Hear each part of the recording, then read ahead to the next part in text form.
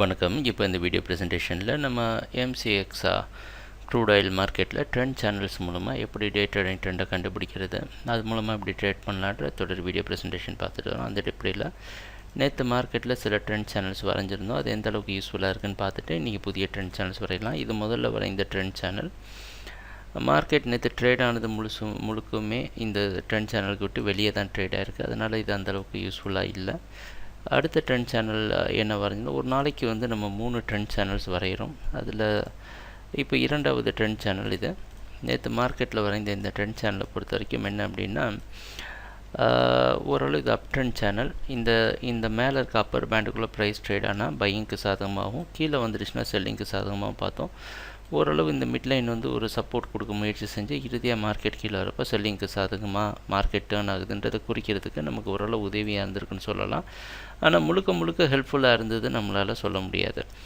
மூன்றாவது trend channel பார்த்தீங்கன்னா இதுவும் ஒரு அப் ட்ரெண்ட் சேனல். ஆனால் இது ஓரளவு தெளிவாக இருந்திருக்கு. நம்ம இந்த ட்ரெண்ட் சேனல் கரெக்டாக மார்க்கெட் இந்த இடத்துல பிரேக் டவுன் கொடுத்து வர சமயத்தில் பல தடவை இதில் இந்த வயலட் லைனில் ரெசிஸ்டன்ஸ் எடுத்து மார்க்கெட் கீழே விழுந்திருக்கு. மூன்றாவது ட்ரெண்ட் சேனல் துல்லியமாக நமக்கு மார்க்கெட்டில் ஓரளவுக்கு உதவி செஞ்சுருக்கு அப்படின்னு சொல்லலாம். இந்த மாதிரி நம்ம வரைகிற 3 ட்ரெண்ட் சேனல்ஸ்குள்ளே கண்டிப்பாக மார்க்கெட்டோட ட்ரெண்ட் ரியாக்ட் ஆகுது அப்படின்றதுல சந்தேகம் இல்லை. இது நம்ம இன்றைக்கி வரைகிற முதல் ட்ரெண்ட் சேனல். இது எந்த அடிப்படையில் வரையப்படுது அப்படின்னா, கடந்த 3 நாள் ஹையை மையமாக வச்சு இந்த மிட் ட்ரெண்டை மேட்ச் பண்ணி வரையப்படுற ட்ரெண்ட் சேனல். இதோடைய நோக்கம் என்ன அப்படின்னா, இந்த ஜோன் தான் 10,060க்கு விட்டு கீழே ஓப்பன் ஆகிறதுக்கு இருக்கிற மாதிரி தெரியுது. மார்க்கெட் தொடர்ந்து செல்லிங்க்கு சாதகமாக இருந்தது அப்படின்னா இந்த மேலே இருக்க வயலட் லைனை உடைக்காமல் ரெசிஸ்டன்ஸ் எடுத்து கீழே விழணும்.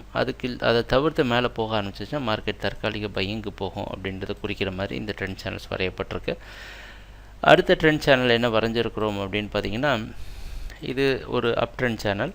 மார்க்கெட்டில் க்ரியேட் ஆன இந்த லோலாம் கனெக்ட் பண்ணி மார்க்கெட் பையிங்க்கு சாதகமாக இருக்கணும் அப்படின்னா என்ன நடக்கணும் அப்படின்னு பார்த்தீங்கன்னா, ப்ரைஸ் ஓப்பன் ஆகிற இது மார்க்கெட் படிப்படியாக போய் இந்த சேனலில் இந்த ப்ளூ லைனை உடச்சி இந்த இதுக்குள்ளே ட்ராவல் ஆகணும். அப்போ தான் மார்க்கெட் அப் ட்ரெண்டுக்கு போகிறதுக்கு வாய்ப்பு இருக்குது அப்படின்றத நம்மளால் குறிக்க முடியும்.